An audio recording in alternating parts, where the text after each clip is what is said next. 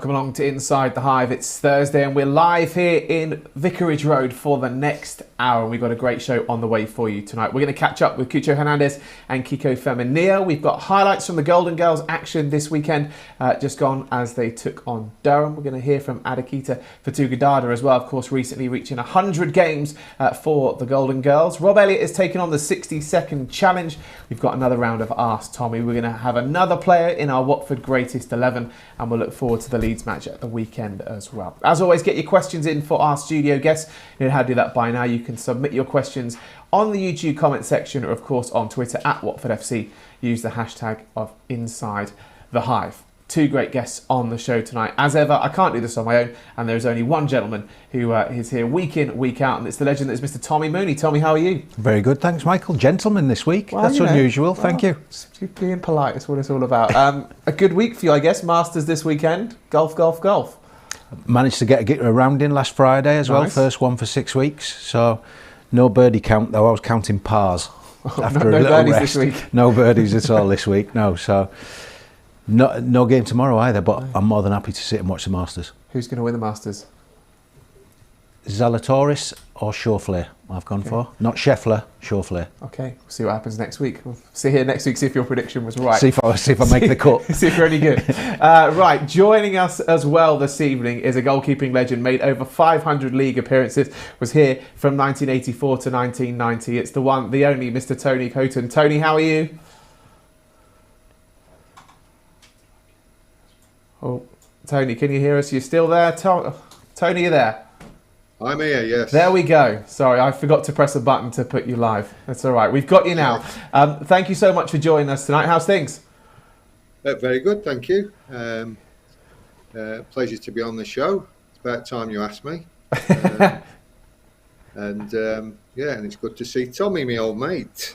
Tommy's been looking forward to having you on all season. Every time there's a discussion on guests, it's got to get my mate on, and we've done it. So Tommy's over the moon. That's why he's so happy. Nice to see you, number two. And you've got Blackpool Tower over your shoulder as well, I see.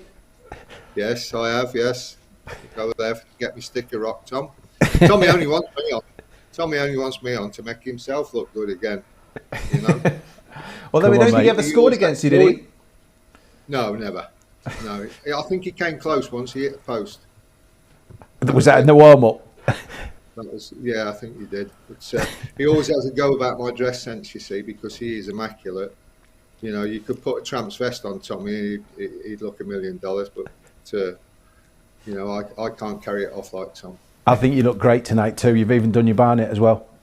You look great. Yeah, I got it out of the drawer and put it on earlier done. Looks well, mate. Now, I guess let's kick off the show, because obviously you two are very good friends, and obviously, as we can tell from the banter already, how did your relationship come to be? How did you get to know each other? Obviously, you played against each other, but if you want to explain a bit more, Tommy. Yeah, we obviously we played against each other a couple of times. T's adamant that I never scored. I think I just need longer to look through the history books. Never scored against him, and then we grew friendly after we'd both retired, really, and then worked together at Aston Villa and then at Sunderland. So we've known each other a long time. So we get away with murder with each other, and it's very bold having us both on together, I have to say. I know. It's one of those. Did you say bold or bold? I said bold, as you well know. Oh, sorry. It's one of those where I'm either going to have to be ringmaster and keep you two in check, or I'm just going to sit here and let it go. I'm always professional. He's a firework. Anything could happen. Tony, when we announced you were on the show, the fans obviously were over the moon to hear you on. They're obviously going to be sending the questions in for you as well. But let's reflect on your time here at Watford. Obviously, you're much loved by the fans, and great memories for you personally. Oh, absolutely. Yes, I think when I came down to Hertfordshire in 1984, it was what I was needed at the time. Get me away from the Tamworth where I was brought up, and you know, some misdemeanors off the pitch, and you know, I was thankful for Graham, and you know, to be fair, it worked for everybody concerned. I think I did a good enough job for Watford, and it was just what I needed at the time. And I look back very fondly on my days there, you know.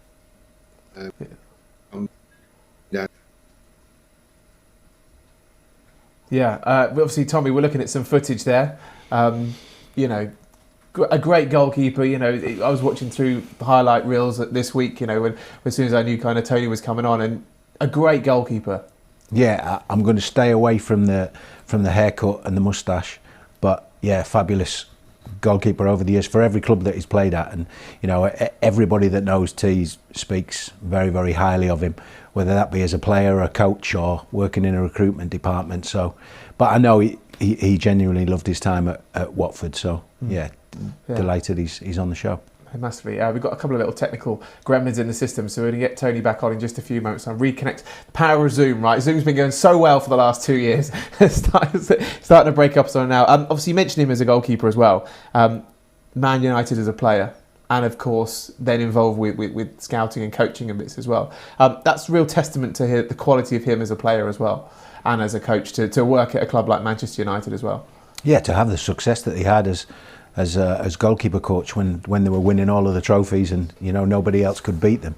So I think and to work with Sir Alex Ferguson for the amount of time that he does, and I know that you know, they're still in constant contact. So the people that have worked with him, like I say, at whatever level, whatever role that is, all speak very, very highly of him. And that's, you know, when you look back on your career, that's all you can ask. Yeah, massively. We're working to get Tony back on very, very shortly. Let's talk about the Liverpool game. We can reflect on that one, because of course, disappointing not to get anything out of that. We knew it was going to be tough going to Liverpool anyway, but lots of positives to take away from that again.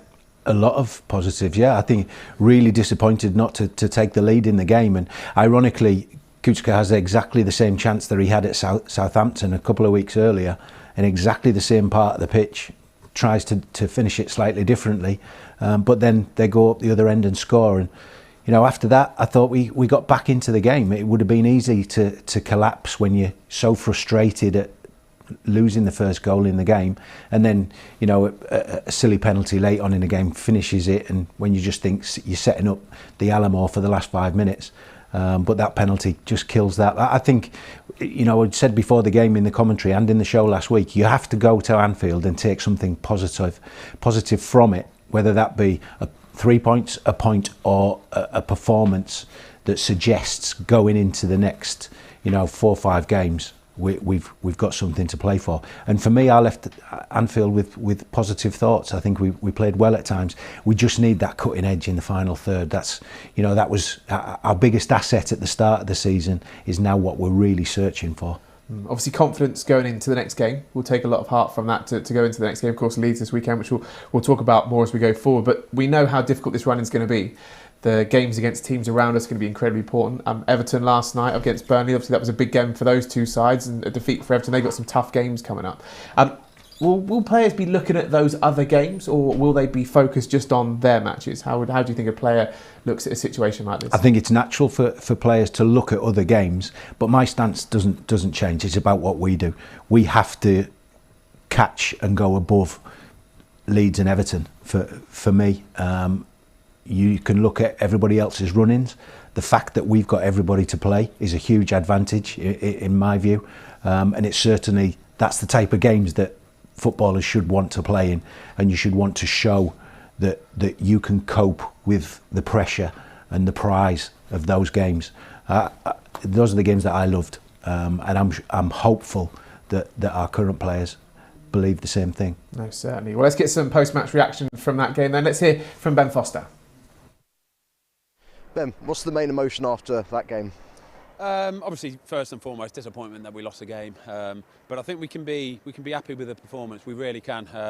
You know, the fact that we restricted them to very few opportunities. You know, I've only had to make a couple saves. Is testament to how well we did today. And then coupled the fact with that we had some proper chances of our own. You know, Kiko in the first half, João Pedro in the second half. We stick one of them in, it's a completely different game. But you know, you're away at Liverpool, and you know, that's what the elite do. The top teams, when they get their chances, they take them. And yeah, disappointing, but yeah, I think we can hold our head high today.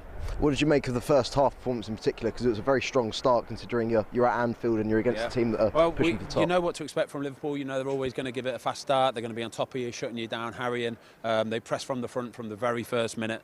But I thought we just dealt with it all really, really well today. You can get sucked into a trap of just defending and just trying to sit back and soak it up as much as you can. But we weren't happy to do that. We wanted to give it a go today. So when we got the ball back, we were trying to get it forward as quickly as we can, hit them on the counter-attack as well, because we know they play a high line. So yeah, like I say, really proud of the performance today. Not just that we defended well, but we gave it a go as well. Thoughts Ben Foster there after the match. And we also caught up with Moussa Sissoko. The situation where we are at the moment is difficult, and to stay up we will need to win games, and how you win games is by scoring goals. And it's not only our front player, but I think midfielder, even defender on set pieces, we can all score. So we just need to be more clinical when we get the chance, and if we do that, yeah, we're gonna have a lot of chance to stay up, because now it's been a few games. I think we are showing that we are playing together. We are playing as a team. We fight, and that's the way. So again, today is we will be disappointed, but there's many good things that we need to take on board and try to win those games that we're gonna play at home. So we have a lot of games at home, and it's gonna be important to take points, especially against our direct opponent. Of course, we had Moussa Sissoko in the studio a little bit earlier on in the season, and when you're in a situation like we are, you need characters, and he really is the epitome of a captain, of a club captain.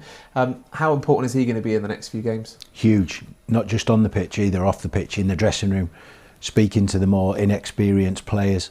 You know, Moussa for me has been the driving force from the middle of the pitch, and for me, one of the most consistent, if not the most consistent performer this season. So I think that's going to be vital, because you know we need his drive all over the pitch. And he talks there about how clinical we need to be. That's exactly the point I was trying to make, is, you know, if we get chances in this running, if you're going for promotion, if you're trying to stay in the division, you need somebody to take those chances, to remain cold in the box and take those chances. Ideally it'll be a forward, if not like Cucho in the last couple of the weeks. Whoever it falls to, we have to take those chances now. We certainly do. We'll be looking forward to the game coming up this weekend against Leeds a little bit later on in the show. Now, as always here on Inside the Hive, we like to bring you things a little bit different, things from behind the scenes. And earlier on this week, we caught up with Cucho, Hernández and Kiko Femenía. Imagino que tienes en mente un tal Sergio, bueno, porque ya lo mencionaste antes y se sabe mucho que es tu ídolo. El ex director técnico del club, Filippo Giraldi, dijo que le recordaste de él, o sea, tanto tus características, también por tu manera de jugar cuando estás en el área, siempre buscando esa manera de tirar la puerta. ¿Qué te hace pensar o cuánto te ilusiona cuando te dice eso? Sí, me ilusiona mucho. Algunos compañeros aquí bromean con eso, me dicen Sergio, Kun.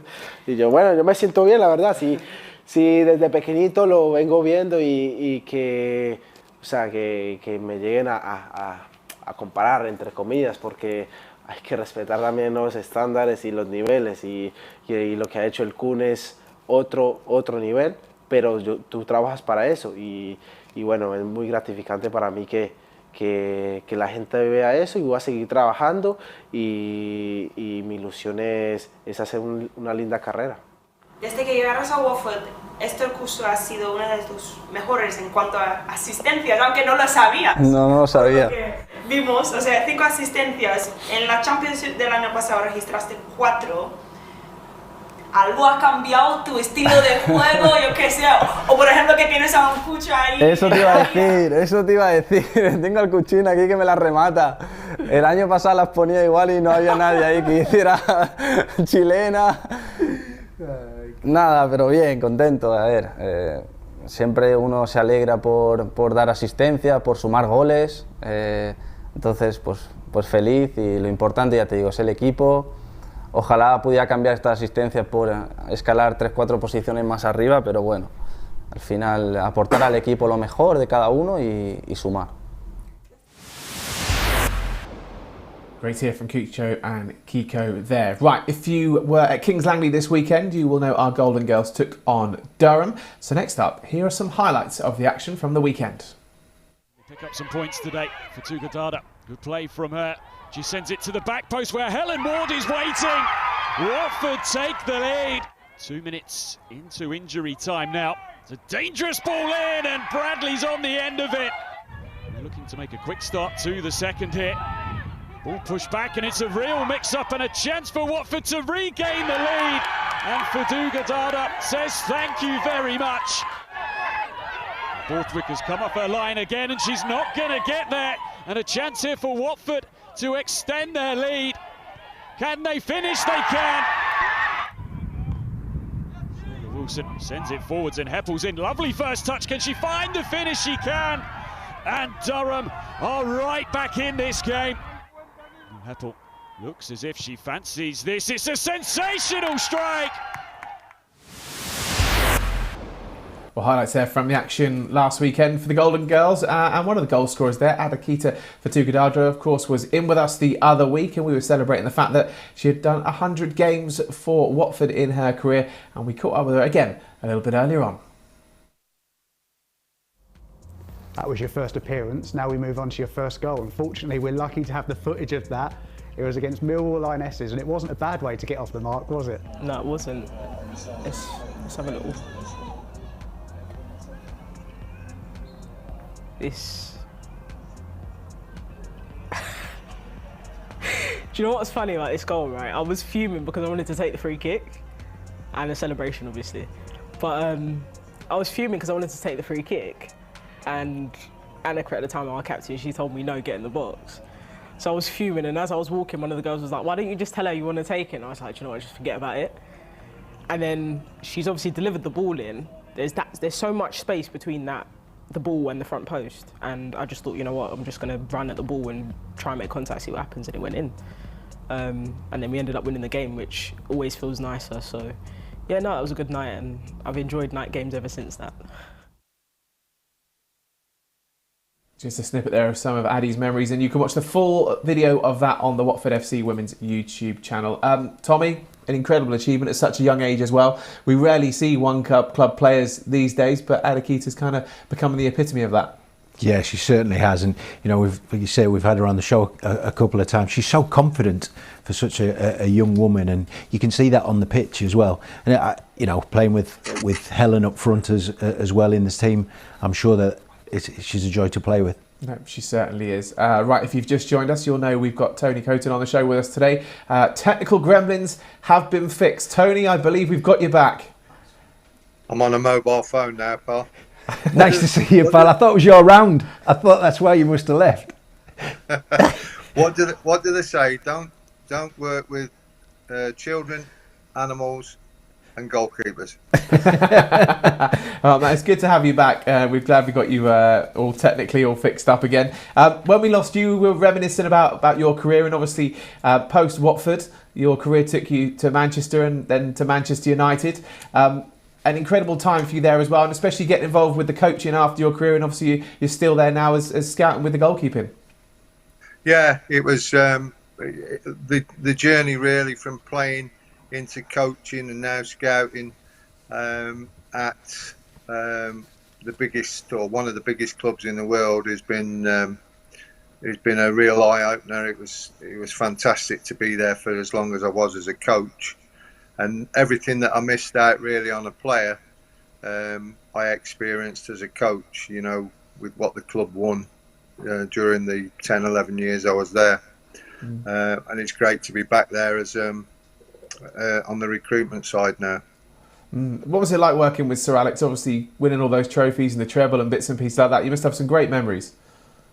Yeah, I mean, the one thing that you know, when you get into the inner sanctum and you get close to working with somebody like Sir Alex, is, you know, you soak up every bit of information that you can at different times. It might not have been on a match day. You know, it might have been just we're travelling away, and he might say something to somebody, and you just take that on board, and he's made them feel $1 million by just saying what he said, or paid them a compliment, or whatever it was. Obviously, I've seen him dish out the telling offs and different things, and the tactical changes in games were fantastic. But the bottom line is he had fantastic players to carry out those changes. So witnessing all that, witnessing sort of dismantle a side, rebuild a side time and time again, and still achieve what he achieved with those players was nothing more than remarkable, really. And then when you got to know him and you got into that, and you seen the softer side of him and the funny side of him, and the side that nobody else sees unless you're in there as a staff member. You're sharing a glass of wine and you're reminiscing and you're telling jokes and telling stories, and just listening to him of the shipyards of Govan of Glasgow and the hard upbringing that he had, some of the experiences and the stories was, they were just mind blowing. And obviously from a coaching point of view as well, the goalkeepers that you got to work with at Manchester United at that time as well, just what was it like working with them? And I guess also a word on how the game changed from when you were a player to the players you were coaching, and how training has evolved as well. Yeah, well, it wasn't until really, let me think now, I had Alan Hodgkinson, God rest his soul, was the first real goalkeeping coach that I can remember. And Alan used to come in one morning a week at Watford on a Monday, and it was a sharp hour really, because he used to want to get off and get the train, and he used to ask me to drop him off at the train station so he could get back to rugby. But he was the first real goalkeeping coach, part-time goalkeeping coach, and he went round and serviced a few clubs. And then it wasn't until 96, and I broke my leg. I'd been at United as a player, and then I broke my leg at Sunderland. And Sir Alex Ferguson said to me at Sunderland, when United played up there, what's your plans? And I said, well, I've come up here as player coach. And that's what he said. He said, would you be interested in coming back to us? He said, I've never had a full-time goalkeeping coach, but I know how you are around the place. And that was it, really. So I went back and I worked with some, obviously, fantastic goalkeepers, a lot better goalkeepers than what I could ever dream of being. And, it has evolved, and with technology now, and sort of looking back and analysing the game, and then looking at your opponents now, and you've got your own analysts and things. We never had anything like that. We just had a VHS tape that you had to keep playing in, stop it, rewind it, show the goalkeepers if it was a fundamental mistake that they kept making, and try and correct it in training. And some bought into it, some didn't buy into it. Now, I think, certainly in the Premier League, every time you watch a pre-match warm-up, I think there's about 3 or 4 of them out there. How do you think it's changed, T? How do you think it's changed now, the goalkeeper coaches now, as compared to the time when you were coaching before recruitment? I think it's changed because of that, because of the analytic side of it, Tom. Everything's at your disposal. It's such stuff. I mean, I had to trawl through loads of footage. If we were playing somebody, just to get penalties and free kicks and set pieces, you have to keep going back. You just tell your analyst now, and he has them there, and they're there for you. And he's broke them down, and he'll break the run-ups. If they run up this way, if it's a little bit slower, he's going to whip it. If it's a little bit quicker, he opens up and he'll side foot it. They have all that. Now, we never had anything like that. I think certainly the facilities, your prevention stuff in the gym, we never had much access to that.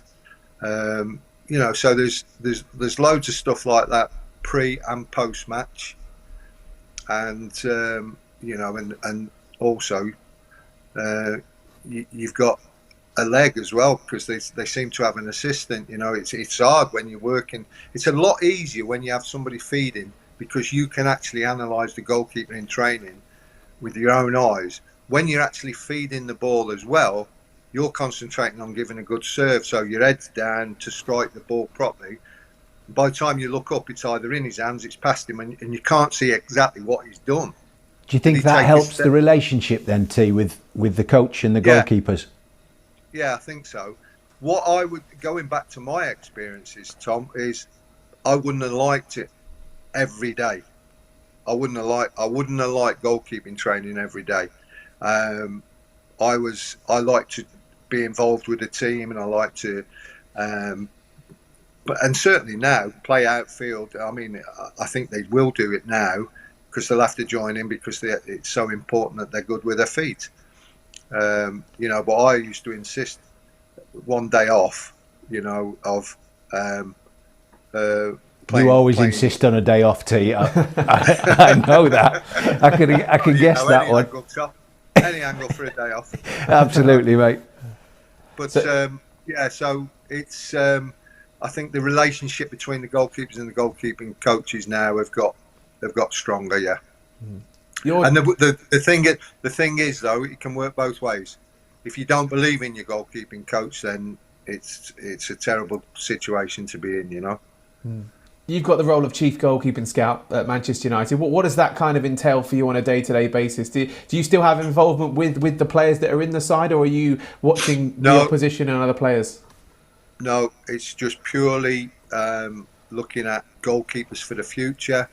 Goalkeepers that, like we'll have young goalkeepers that are wanting to go out on loan, so we have to fill that void that they will leave when they go out on loan.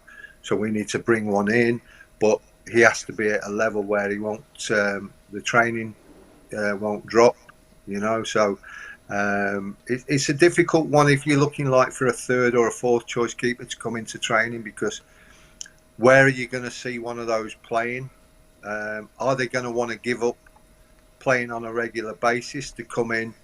So do you go for the older one that's been there, done it like I did it when I went at 35, 36? Or do you go for a young up-and-coming one, and then you rotate? One goes out for 6 months, one services the first team, he comes back, and then he goes out. So I'm trying to put it into the system in my own philosophies of how I think it is, but I'm also mindful that they have a first-team goalkeeping coaches that might think the opposite. So I have to toe the line. So basically, yeah, I'm going out. I'm looking at loan clubs. I look at the goalkeeping coaches at those loan clubs. Are they good enough? Are they experienced enough for our goalkeepers to go out on loan? That's important. Not just sticking them out somewhere where they might only get one day a week or half a morning or something like that. So I look at that. I go round. I visit them. I have a look at the goalkeeper coach. Is he good enough? Is the information that he's getting? His service might be good, but is the information that he's giving to the goalkeepers the right information? That's really insightful. Obviously, your recruitment journey as well, Tommy, it's something that you've been involved in as well, and those are similar challenges that you've kind of worked with as well. Yeah, I think you always have to adapt to whatever situation you're in, whatever the needs are of the club, and also the needs of players. You know, T is specialising in goalkeepers now. And why wouldn't you have somebody with his experience and his knowledge to specialise in goalkeeper recruitment? It makes complete sense to do that. Like we've had goalkeeper coaches for many years, although T says that, you know, it wasn't full-time at Man United until he got the job. You know, if you've got specialised coaches, why not have specialised recruiters? No, massively. Don't forget, of course, your chance to ask your questions on today's show as well. For Tommy and for Tony, make sure you get those in comment section below, and of course on Twitter as well. Use the hashtag of Inside The Hive. Now, this week was incredibly special. If you remember watching last week's show, we had our first player visit. Well, we had our first player signing in the club shop since the lockdowns this week, which was great to see so many fans coming out. And here is a little bit of what happened.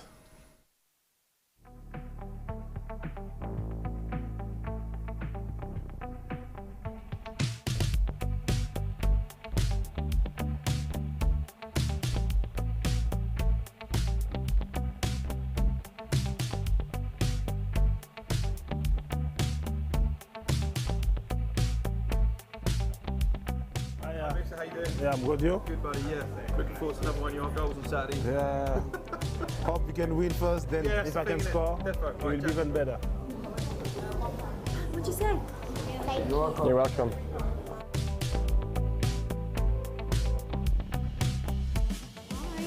You okay? Yeah. You starstruck?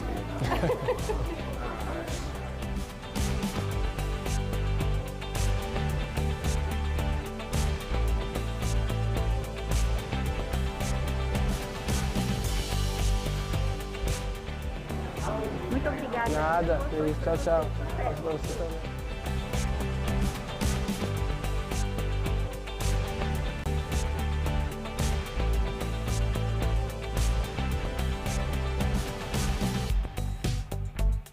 Southampton away, I was lucky enough to get Moussa's shirt, and today I've came to get it signed. You gave this shirt to him at Southampton. Ah, okay. I can see it. You didn't watch it? Not yet, no. It's a special one. It's an honour. Oh my gosh. Yeah. Yeah, of course. You don't have one. Awesome. Welcome, bye-bye. This is giving birth right now, so this Wow. Priorities, huh? So I can't make a birth, there's far more important things to do. Cheers, David. Is she really, yeah? Oh yeah, we've got a bit of time for this. Yeah. I don't think I'm a bad person. No, I'm not judging.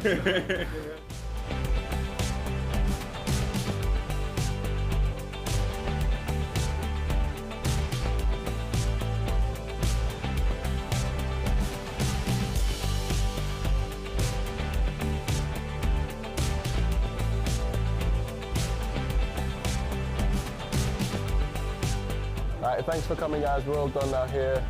Appreciate the support, and hopefully we can finish the season strong. See you. Bye-bye. Great to see so many fans there for the club signing in the club shop, and awesome to see that young fan as well. You got Moussa Sissoko shirt coming to get it signed as well. It was a nice touch at the end of the Southampton game. No, brilliant, and you should see, you know, what Moussa means to the supporters, and for him to give him it after the game and then to be able to come and get it signed. It's just an indication that everything's going back to normal, if not back. That certainly does. Tony, now we know to be a goalkeeper, you've got to be a bit of a different breed, haven't you? You've got a different side to you. How do you think goalkeepers will fare in quizzes? Because we're getting up to a quizzy part of the show. What, am I in the quiz, am I? Is that what you're getting? Well, you're going to be in the quiz a little bit later that's not on. a good angle, mate. You need to shift your foot. That's not a good angle. You look about 40 stone. And I know you're not. There we go. There you go. There he is. Tony Pitt. There you go. I know. You look great though. You need a shave? No, well, you had a shave at 5 o'clock, didn't you? I went it for quarter past. Is it football quiz or is it general knowledge? What? Football quizzes. Your questions will be really easy, T. Don't worry about it. I come second in '89 on Mastermind, so I just, you know, Fred Housego. Remember Fred Housego, the taxi driver? No, mate. he beat me that year. Go on. Right, well, I'll be all right. I'll be all right. Well, you will do all right, because I'll make sure you do all right. Before we get into that, it's a bit of a goalkeeper special today, because we've got our 60-second challenge, which Tommy is clinging on to 5th place at the moment. Are you still going to be clinging by the end of this? We'll soon find out, because it's time for Rob Elliot's 60-second challenge. I'm Rob Elliot. This is my 60-second challenge.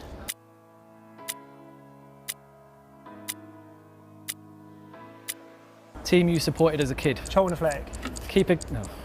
Favourite holiday destination? Spain. 30-yard screamer or solo goal? 30-yard screamer. Worst thing about pre-season? The running. Coach or train to away games?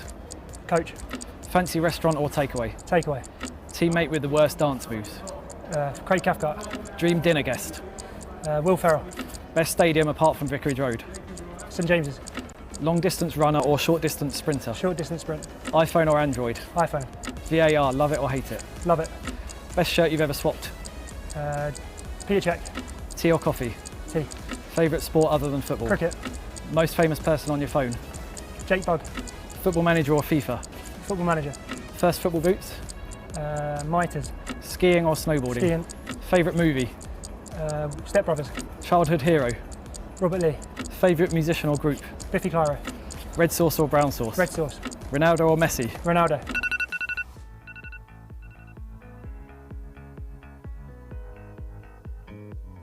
Boom! Oh. Right, get in there. You was too slow on the first one. It's your fault. He started. Blame me. Tommy, you've lost the place. You've slipped down the leaderboard. Well, I mean, officially, I'm still in a playoff position. However, Rob's eyes there, he was focused for that. I mean, he's had a lot of time to practice. It was thrown at me. Next time, I'm going to have some Red Bull and sit on the edge of my seat and get 31. Talking of next time, I've been doing my research ahead of the show, and I found some previous interviews that you may or may not have conducted over your time. And apparently, according to an interview with the Watford Icons, your favourite film isn't Love Actually. Thomas Crown Affair. Shawshank Redemption. Yeah, that was before Thomas Crown Affair came out. And also, toughest player. You've got to get a life, Michael. You really have, mate. What are you doing? I'm not like you. I'm not a legendary ex-footballer. I'm just a wannabe TV presenter, just sits around. That used to be your favourite, Mrs. Doubtfire, didn't it? Mrs. Doubtfire. That's my second favourite, mate. I just never thought of that quick enough. And the other one was, you've been going on how you said that Sol Campbell was the toughest opponent you ever played against. According to this interview, Alan Shearer. Yeah, you asked me direct opponent, and if you've got that off a website. I just took the money and ran. I never even answered those questions. If you want to question the Watford Icons website, you go ahead, Tommy. But there we go. This is what I have to put up with, Tony, every single week, you know. But there we go. So you put your bins on. Yeah, because it's a quiz. It's I'll look about it if I ain't got a clue. Okay. His PA put them questions in for him anyway. Right, time now then for one of my favourite parts of the show. It's Tommy's least favourite part of the show. It's Ask Tommy. Now for this first section, Tony, you're going to confirm the answers because the questions are about you. So effectively you're in charge of whether Tommy gets a point or not, pretty much. Take them off for a minute. All of my questions are about tea. Apart from one. So the first question, as always, is about golf. Because Tommy loves his golf, and if you don't get this one, I'll be disappointed. The Masters is this weekend. It started, of course, today. How many major titles has Tiger Woods won? 5. 15. He's won 15 major titles. Masters. He's won 5. I'm not talking about the Masters. I'm talking majors in total. To the question. Oh, majors. Got it wrong. No points, Tony. Stop telling me off. We're not working together anymore. Stop telling me off. Right. Question number 2. Sorry, I misheard. I thought you said Masters. That's right. No worries. Which the answer is 5. So essentially, the question I thought you'd asked, I got right. The question I asked, though, was the Masters is this weekend, but how many major titles has Tiger Woods 15. won? Correct, but too late. I took your first answer. Nil point. Question 2. Tony was signed by Birmingham from which side when he started his career? Was it Mile Oak Rovers, Mile Oak Athletic, or Mile Oak FC? It was Rovers, wasn't it? Tony? Come on, Rovers. Yes. Correct. Point on the board. Right, you'll like this one. Question 3. Tony made his Football League debut as a 19-year-old on the 27th of December 1980 in the First Division. But who was the match against? A clue for you. You also made your debut for one of your clubs against this side. For one of my clubs. For one of your clubs, you made your debut against the same side that Tony made his Football League debut against. Stoke. Tony, the correct answer is? Sunderland. Sunderland. Of course, you made your Watford debut in the League Cup against Sunderland, didn't you? Away. Nil point. Only 1 point on the board. It was actually the Championship, it wasn't the League Cup. Still your debut, though, either way. Right, question 4. I don't know why I do this every week, Tim. 1 point on the board so far. Question 4. Tony famously won 3 Player of the Season/Year awards here at Watford. But how many did he win in total in his playing career? Oh, I thought that was loaded because he always banters me because I only won 2 and he won 3. So in total in his What are you on about? In total, Yeah. I mean, I'm not sure you were any good anywhere else, were you? 8. Might be. Incorrect. It's 5. Plus the 3 won here. 3 at Watford, plus 1 at Man City, 89-90, and 1 at Birmingham, 82-83. You only won 1 at Man City in that team? I won 2, Mike. What, at Man City? Oh, it's a void question. Well, Oh, we need to update your Wikipedia page then. We need to get on that. We'll get that fixed. You do that. I've been trying to do that for years. We'll get on it. We'll get it upgraded. He still got it wrong anyway because he went for 8, so that'd only still be 6. Right, Tommy, chance to salvage a point to get you on 2 points. Question 5, and this is going to prove how much of a friend of Tony's you really are. Can you please give me the name of Tony's autobiography? Is it A, Life Between the Sticks, B, There to Be Shot At, or C, Safe Hands?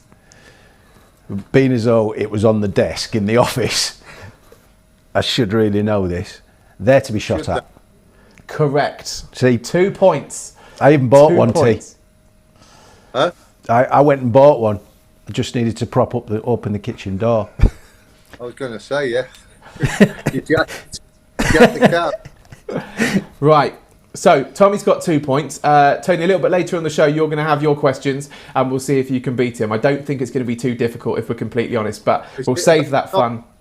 Is it about Tommy? There are questions about Tommy, yes. But you'll be all right. Just go on his Wikipedia page quickly during the next VT and you'll be fine. Right, time now. What Wikipedia is. Time now for the important questions on the show because they're the ones that you have asked. So thank you so much for sending your questions in. First question then comes from John, and this one is for Tony. It says, "How did you feel about your debut? For your information, you conceded 5 in a 5-4 defeat to Everton." John, what kind of question is that? Come on, John. Hey, John. For my information, do you think I don't remember it? Still having counselling. Obviously not the debut you would have wanted, but is there any kind of fond memory maybe before the game getting told you're making your first start? The only thing I remember is I think it was possibly the only time I wore the red goalie shirt because I said to Roy Clare, the kit man, I went, all red. And he went, that's the goalie kit here. You know what Roy was like, Tommy, didn't you? You know, no messing about, Roy. And I said, I don't want to look like a phone box. That's how I remember saying, I don't want to look like a phone box. So Graham said, right, get him what he wants to know. I wore a green one after that. So I remember that. I remember getting beat 5-4. The consolation really was probably the best goalkeeper in the country, if not the world at the time, Neville Southall at the other end, let 4 in, and we missed 2 more good chances as well. I knew it wouldn't be your fault. No, and then just coming off, I'm thinking, I hope I ain't got to go and see the press because I don't know what I'm going to say here. You know what I mean? And I remember going in to see it. The first person I saw was Ollie Phillips. And I didn't really know him. He'd interviewed me just that week prior to my debut.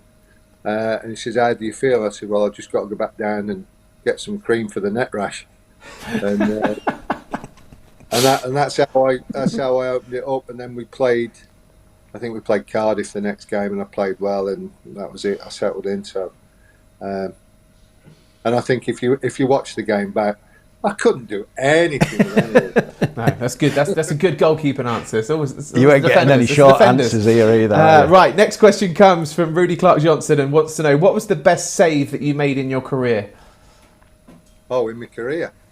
Well, my debut is something special because my first touch of the ball for Birmingham was to save a penalty after 54 seconds.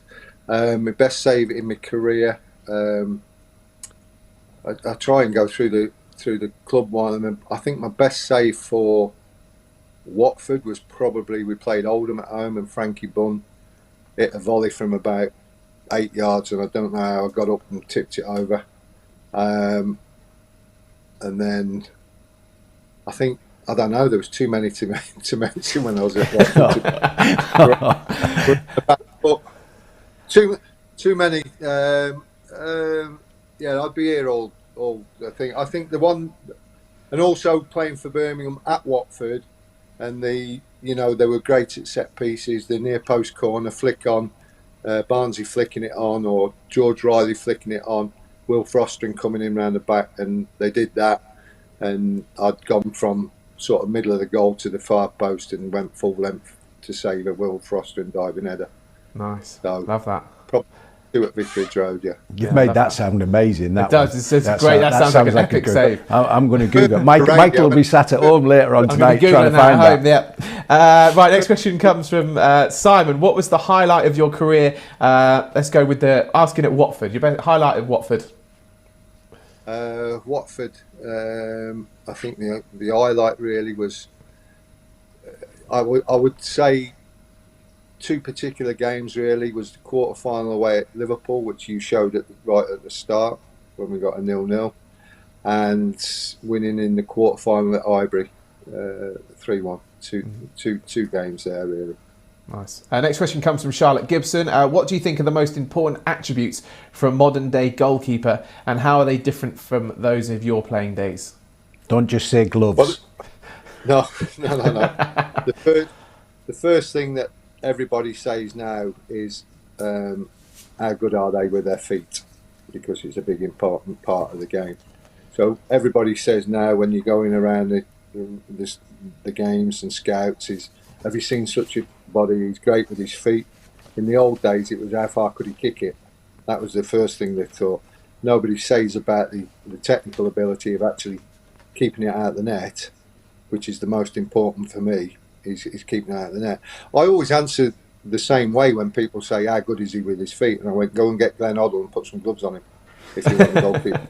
If you want somebody to spray it here, there and everywhere, so the most important is, does he do the fundamentals of goalkeeping correctly? Is he in the right position?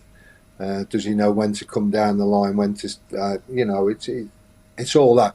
And then the added bonus is if he is decent with his feet, off both feet. No, massively. Next question comes from Kian. And Kian would like to know, how hard was it to keep that moustache going?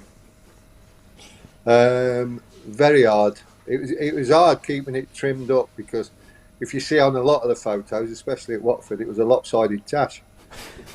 Because unlike Tommy, I don't spend half the day in the mirror, as you can well say.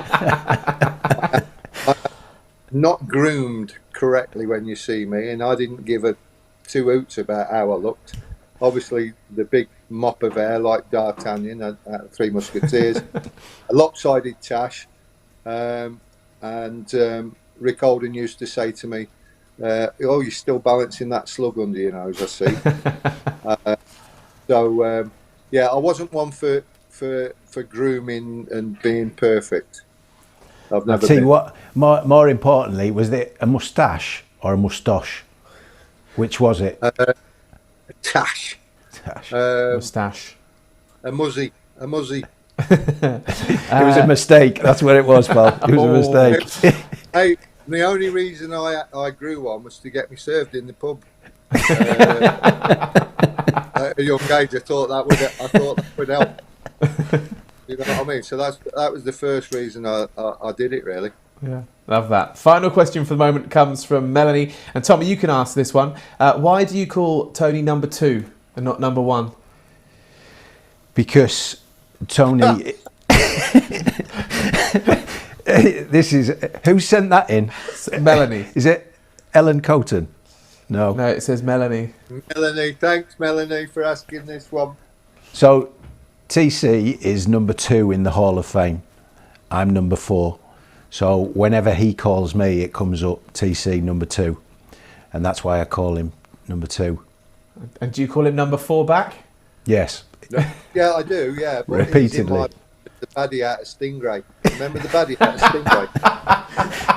the bald-headed baddie Stingray. I've got a picture of him on. So when Tommy rings me, the baddie from Stingray comes up on my phone. He's not joking. Love that. Love that. Keep your questions coming in. You know how to do that by now. Another chance for you to ask a question to Tony or, of course, Tommy as well. If you're watching on YouTube, comment section below. We have live, of course, right the way through on the show tonight. And you can go on Twitter as well, at Watford FC. Use the hashtag of Inside The Hive. Lots coming up for you then in the next few weeks, including the season ticket renewals, early renewal offer that gets underway from yesterday. You got until Sunday, April the 17th. Some great deals on that to renew your season ticket for next season. WatfordFC.com to get more details on that. How do you fancy training like a pro? It's back for 2022. You can book that now. You get a 90-minute coaching session at the training ground, pair of tickets to watch the match versus Burnley. It's for footballers aged between 6 and 14. So Tommy, a little bit too old for this one to train like you used to.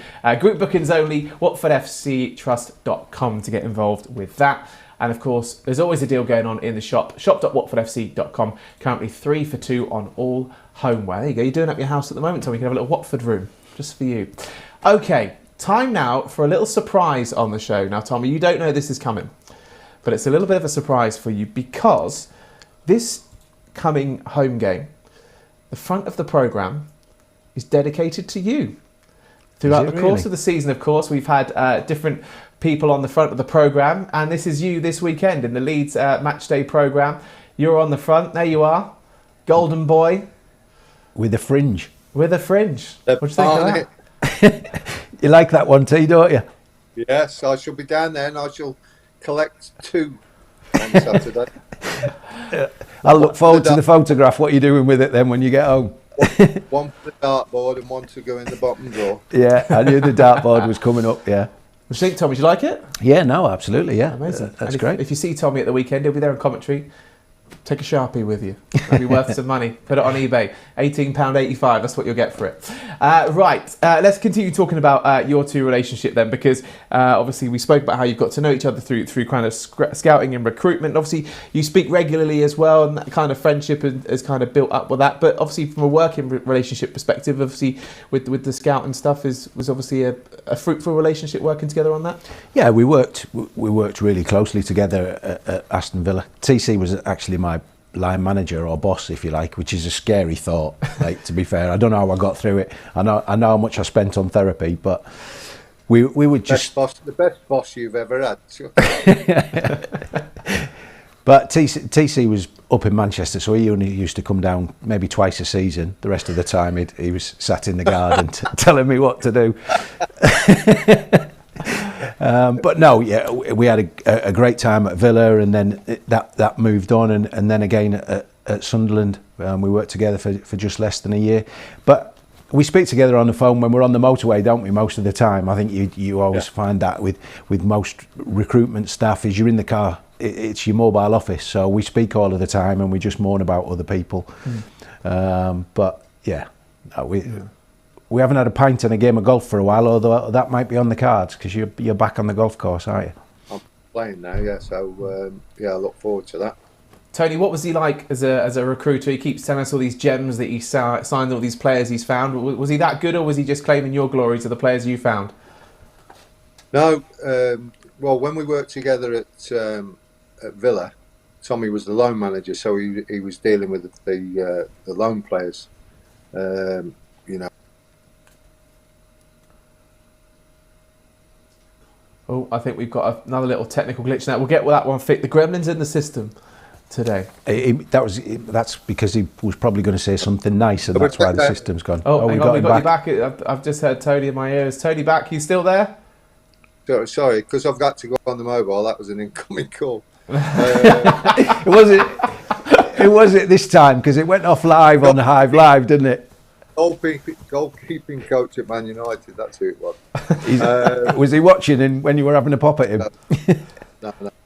So so Tommy's role was the loan manager, and then obviously when I went up to Sunderland, I brought Tommy in, and I think in fact I changed, didn't I, Tom? I went to Chief Scout at Thingy, and then I brought you into. We wanted Tommy to sort of specialise in the sort of the attacking midfield and forwards, to go and analyse those that we'd be looking to recruit, and then and when he come up to Sunderland, it carried on much the same, but he had a much wider role of looking at everybody really. But the one thing with Tommy, and I'm not just blowing smoke up his. It's the fact that he knows the game, he's been there, he's coached, and it's always, I'm not having a go at those that haven't played, but he has such a his contact list of various people at various clubs. So when we were looking at to send people out on loan or bring people in on loan, Tommy was the one that used to get on the phone and speak to the people and get it done. Yeah, massively. There you go. Compliment, I almost got a tear in my eye here. I know. I've never seen you so quiet and didn't know what to say there. Speechless. I just wondered what was coming. My nose is just grown about 4 inches. Right, let's continue the recruitment theme then, because we are currently putting together our Watford Greatest 11. We've got quite a few players in the mix already. This is kind of how the team currently looks. We've got our defenders, we've got half of our midfield in there as well. Tommy's made his selection. We've got our goalkeeper in there as well. We've got Mariappa, John McClelland is in there as well. So Nigel Gibbs is in the side, Nigel Callaghan, Decore, and we're going to be picking a left side of midfield player today. So first of all, Tony, I want your thoughts on the team we've got there so far. Of course, Ben in goal on this one. I've got to put my glasses on to see that I'm not in it. Yeah, no, listen, there's no... Fozzie's had a great career and certainly his 2 spells at... Is it 2 spells or 3 spells at Watford? And I was instrumental. I'm not blowing, but when I signed Ben for Man United, I'd said to Sir Alex, the first thing we've got to do is get him out on loan. And I knew Watford was looking. And I think it was Adi Boothroyd at the time, and we did a deal with Watford. And it worked really well for us and for Ben and obviously for Watford. And he must have enjoyed it that much because he's come back for a second time, hasn't he? Yeah, he certainly has. And still playing at, what is he now, 38, 39? Yeah, he's doing well. And still riding his bike all over the world. He certainly is. And that defensive lineup as well, there's some big names in that defensive lineup we've got in there already. I played with Gibbsy and I played with John McClelland, so for me they would have been in my team anyway. Mariappa and Robbo, obviously I saw Robbo mainly when he played at Birmingham. Tough tackling, no nonsense left back, hard working, really good positional wise. Mariappa I don't really know much about, to be honest. And then Callie, I played with Callie. What a great player, a fantastic player, a nightmare in training. He used to smack them in from everywhere past me, which before you say Tom wasn't hard, but he was a fantastic player. If he'd have lived his life a little bit better off the field, dietary wise and things like that, he could have been a regular in the England team, I'm telling you. Right, let's move to your selection now then. We're charging you with the left side of midfield. Nominees wise, let's pick through those. First of all, Rick Holden. Yeah, I played with Rick Holden twice. He wasn't particularly pleasing on the eye to a lot of people, and he's a character off the pitch. He was a one-off off the field. I loved his company. Really down to earth. He'd been a student, and he's still brought his student philosophies into professional football. But what a great crosser off his left foot! Honestly, he didn't even have to beat the man, even, and he could. He was a centre forward stream. Rick, great player. Next up, Glyn Hodges. Again, it was. I was fortunate to play with Hodgie. Probably one of the best left foots that I've ever not just seen, but obviously a teammate of mine. He was excellent crosser of the ball, scored some long range shots, and again another deliverer of a wide ball into the box. His set pieces were excellent too, weren't they? But then he was a danger in front of goal when he came inside the pitch as well. I remember watching him a fair bit. It's sweet left foot.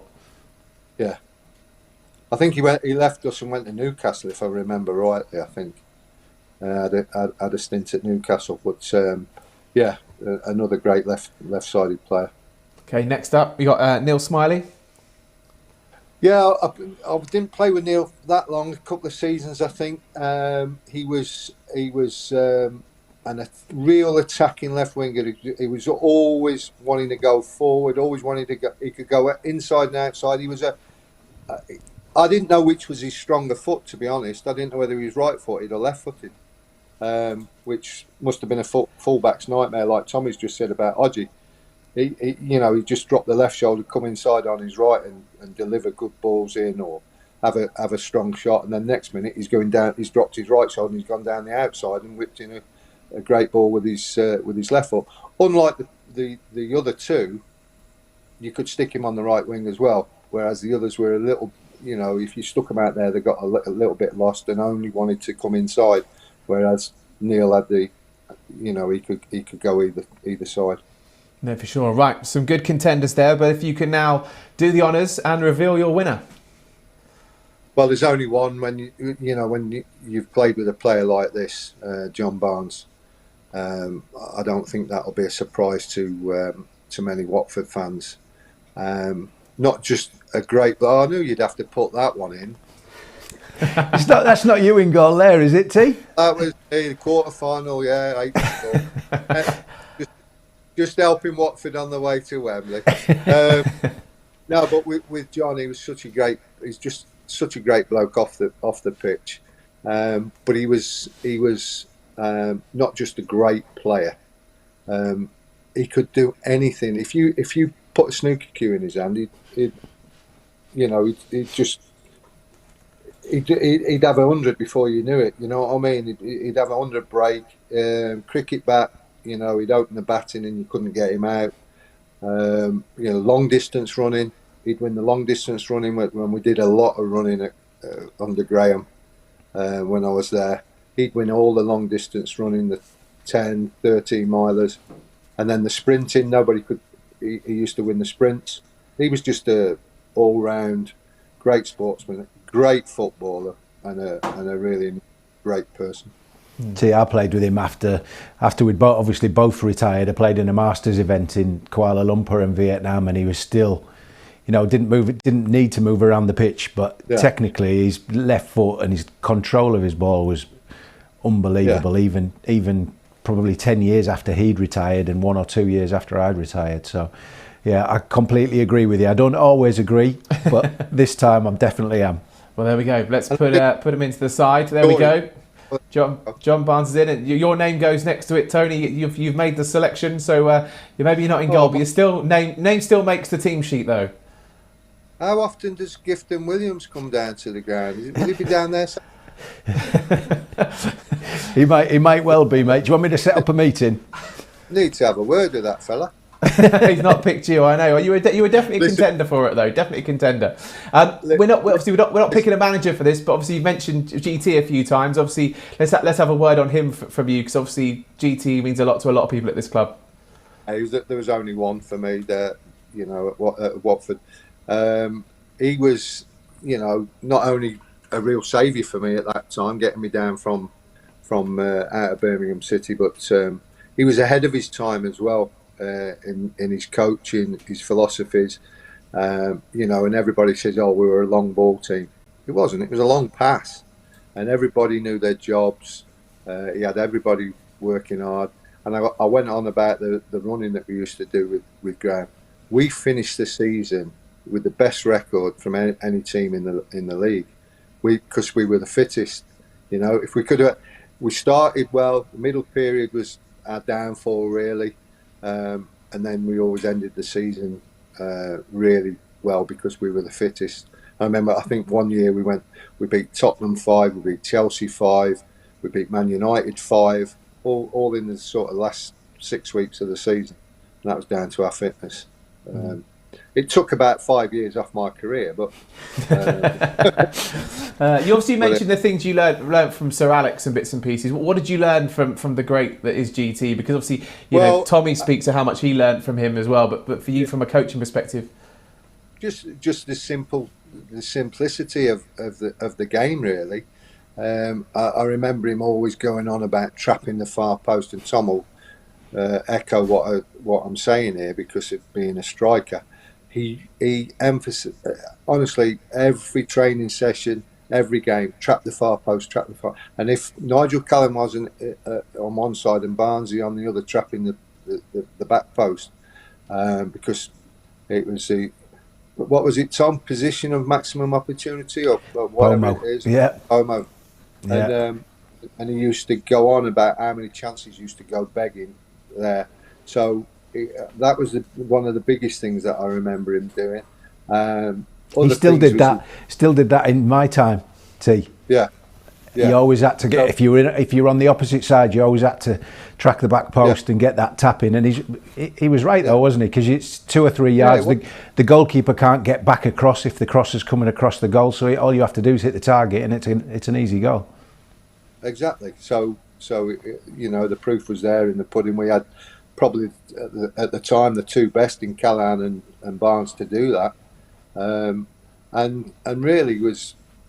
What stands out for him was he was. I remember him saying at the time he had to be not only just a manager, he had to be a bank manager, he had to be a solicitor, he had to do everything for the players, and he did do it. You know, any player got into any sort of trouble off the field, it was Graham that sorted it. No danger, and sort he did. Mm-hmm. I can't speak highly enough of him, like everybody that's worked with him. No, certainly. Right, let's turn our attention now then to the game this weekend. Leeds United, a massive game. Tommy, how important is the weekend? Huge. I think for me, you get to this stage of the season, and because of the way that the results have fallen in the last week or 10 days, it's simply a must-win game. We have to, if we're going to get more points than Leeds and Everton, we have to win this game on Saturday, and that sets up hopefully following wins after that takes us up the table. Like I said, I don't subscribe to the fact that it matters in other games. We have to catch and go above those teams, and then those other games matter. First and foremost, we have to start winning games. Once we get to 30 points, then we can start worrying about what other teams do. Tony, we had Ray Lewington on the show a couple of weeks ago, and he said it's basically four cup finals, these 4 home games. How much of a part did Vicarage Road play in your time as a player here? Yeah, I mean, it was, you know, fans at every club, you know, play a part and get behind the team, and you do feel it as a player. You do feel it when everybody's together, you know, not just your teammates, but with the fans willing you on, urging you to run that extra yard, you know, and it will be, and it's a different atmosphere at Vicarage Road now with all the stands covered to when I was there. You know, a lot of that noise that was in the Red Lion end used to just disappear into the sky, and I've noticed that every time I come back to Vicarage Road, how noisy it is now. There's a roof on it. On every stand, you know, so the fans will play their part. They know that, and you know, you've got some of the best and loyal supporters in the country supporting Watford, and you know, they're going to have to be at their best as well. No, for sure. Well, Roy Hodgson's been speaking to the press today, and here's what he's had to say. There was a big game at the bottom of the table last night with Burnley playing Everton and winning 3-2. What does that result mean for you? Well, it means that we stay in touch, I suppose, with Everton, who are 4 points in front of us, and we lose a bit of ground to Burnley, who gain points on us. So we pushes us back a place in the table. But with 8 games to go, the gap between Burnley, Everton, and Watford and Norwich is not enormous, and it's a gap which is one that one could actually do something about and find yourself at the top of that group rather than the bottom of it. But the same applies, of course, for Bournemouth, for Norwich, as well as for us. We're in a fight together, the 4 of us, and it's our job to try and win that fight and hopefully drag a few more teams into the fight with us during these last 8 games. So Leeds up next. How do you plan on approaching that game, and how important is it that you pick up some points? Yeah, well, we approach it the way we approach every game, and in terms of taking points, we certainly approach it the same way as every game. We need points. You know, we're at the wrong end of the table. If we're going to survive, we've got to win games, and this is another opportunity for us. We're playing at home. We're playing against the Leeds side, who are good, and they've had some very good results under the new manager, Jesse Marsh. So we know that to get those points, it won't be a question of what answers I give you. It will be a question of how well the team plays when the referee blows that whistle at 3 o'clock tomorrow afternoon. Okay, the thoughts of Roy Hodgson there ahead of the match this weekend. Of course, Tommy features on the front cover of this weekend's programme. You can pick that up on the match day, and don't forget, keep up to date with all the social media channels for all the build-up. Tommy's on commentary once again for that game as well, and if you come into the stadium, make sure you get behind the lads for that game. Okay. Final part of the show. Tommy scored 2 points a little bit earlier on. Tony, it's time to get your glasses on because it's time for your questions. There's only 2 you need to get right to level things up. You've got 5 questions, so you could walk away with this quite quickly. So, question 1 for you is Tommy began his professional career at which club?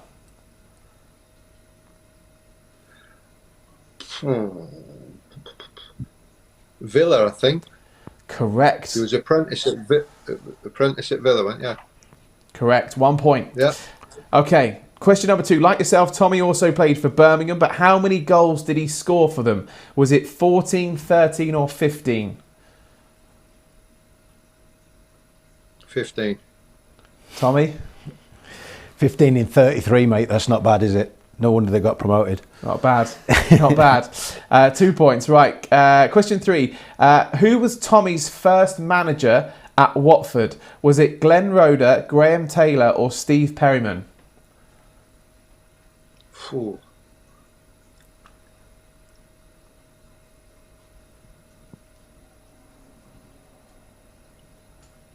I'll go. I'm going to have to hurry you, Tony. Glenn Roeder. Glenn Roeder? Correct. 3 points. Right. Can you get a quick clean sweep? You've already beaten him. We'll see if you can get a clean sweep. You're going to like this question next, Tony. What's your middle name, Philip? No, you're going to like this one. You're going to love this question even more. Yeah, go on. I've been Googling, as we've already discovered on the show today. In 2004, Tommy did an interview with the BBC Sport website. When he signed for Wycombe, he was excited to come to the club. But what reason did he give for leaving Oxford? Was it A, because he'd wasted a year of his life, or B, he fancied a new challenge?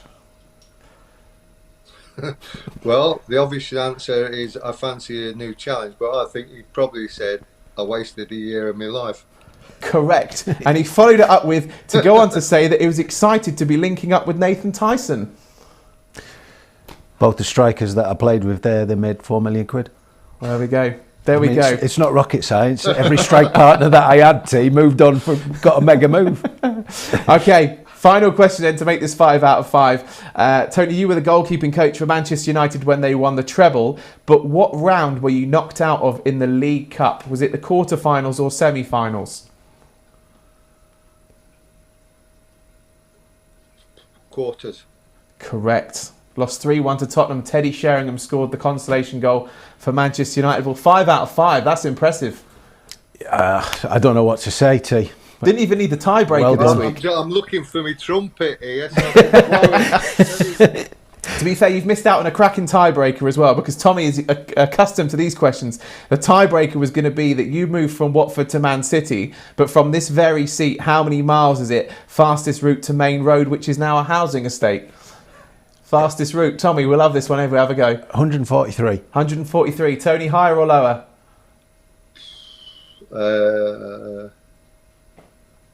Let me think. 143. Higher. Higher. 183. 6 points. Absolutely smashed it out of the You've park. gone the toll road because you can put it on your expenses. You're just being flash.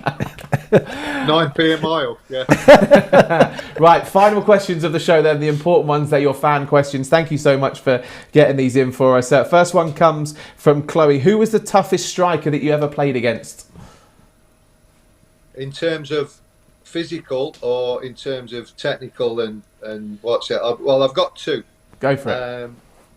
You don't have to say me, T. You don't have to say me, mate, honestly. I can't. Playing in the reserve don't really count, Tom, did it? I told you he was good. He's quick, isn't he? Mick Harford's the physical one, although he's my best mate. He told me he was going to, when we played them, he said, you know I'm going to do you tomorrow. And I said, I wouldn't expect anything else. And he did, and they gave me 4 stitches in my lip. But a striker that was just, you couldn't let anything come off you or anything. He was there to tow it in. Was Ian Rush. Yeah, nice. Which, nice. So toughest in two different categories there. No, for sure. Next question comes from Tay. Who was your favourite goalkeeper that you looked up to? Pat Jennings, former Watford goalkeeper as well. Nice. He was the one that sort of really got me interested in the position. And I would probably say simplified goalkeeping to the most extent, really. Everything was simplified by Pat. Nice. Next question comes from Chris Mundy. He says, what was your favourite back four to have in front of you, your time at Watford? So it would have been Gibbsy at right back. John McClellan was in there, and then I've got Steve Terry, Steve Sims, Glenn Roeder, Paul Miller, another centre half, and I would say Wolf at left back, Gibbsy at right back, John McClelland, and another centre half. It's hard to choose between. I would probably say Steve Sims, and I'm probably missing somebody somewhere, but. Well, you've named pretty much every centre half you played with anyway, so to get off the fence and name one. Glenn Roeder. Nice. Great selection. Final question comes from Matt. Did you ever have a pre-match routine before a game? I never went out on the pitch because, as like I said, we never had goalkeeping coaches, so to speak. I tried it. It wasn't the done thing when I was at Birmingham. You only went out at 5 to these pre-match warm-ups. Was never a done thing. You used to do your stretches in the changing room, go out 5-6 minutes before kick-off, and then knock a ball around, and that was it. Then when I came to Watford, they used to go out, but I had Callaghan trying to smash him in the top corner, and nobody properly feed me properly. So I jacked that in, and I used to just bang the ball against the wall, and I did that at Man City and everywhere else I went, because we never had the goalkeeping coaches that would serve you properly. It was just outfield players that just wanted to rip it into the net, so I never bothered with it. No, for sure. Tony, thank you so much. Pleasure to have you on the show today. Great insight, and I think the fans have loved it. Some great questions from them. So yeah, thank you so much. Really appreciate you coming on. Been a pleasure. Been a blast. Thanks. No worries. Cheers, Tony. And Tommy, thanks to you as always Always a pleasure to have your company every Thursday evening. Massive thank you to you at home as well for watching. We can't do the show without you. So thank you so much for sending your questions in. If you come into the game at the weekend, make sure you get behind the boys and make lots of noise as we take on Leeds United. Have a great rest of your week, and we'll see you next time.